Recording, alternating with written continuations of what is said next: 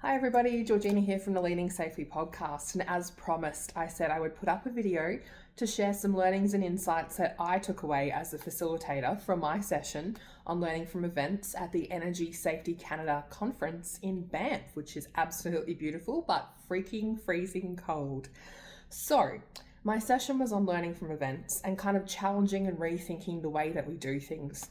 The two kind of major topics that I talked about were blame, obviously, so those that apportion blame during an investigation and how that inhibits learning, and also the different types of bias that kind of inhibits learning as well.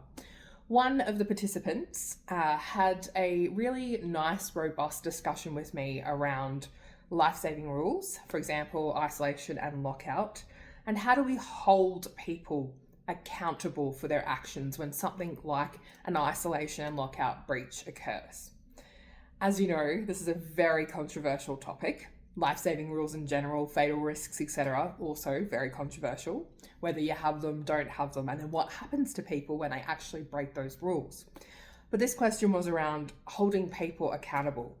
And we know that there's so much controversy, particularly on LinkedIn and social media at the moment, with the whole HOP, new view, safety differently, and whether or not the no blame, yes, it really is a no blame thing, and accountability are the same thing.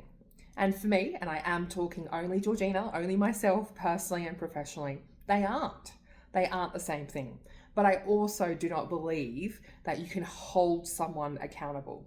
I think accountability is something that you either have or you don't have. And a manager can't walk into an office with a newspaper and hold it to someone's throat and say, you are accountable. So when we talk about blame versus accountability, I like to think of it in the terms of Sidney Dekker and kind of refer back to his very lovely quote on accountability and accounts being something that you share and tell, or something that you pay and settle. And we want it to be, obviously, something that you share and tell. So if you are having life-saving rules, if you are having really strict processes and procedures that you don't want breached, and yet you are disciplining people left, right, and center, do you really think that they will be accountable and be able to share and tell their stories?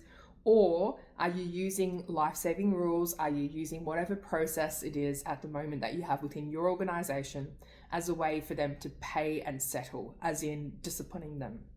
And if you are doing that, what kind of culture do you think that that's creating?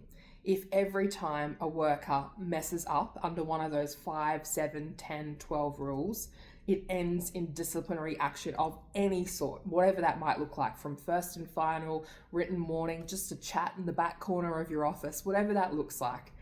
How do you think it makes the worker feel? And then what do you think that kind of culture is going to look like?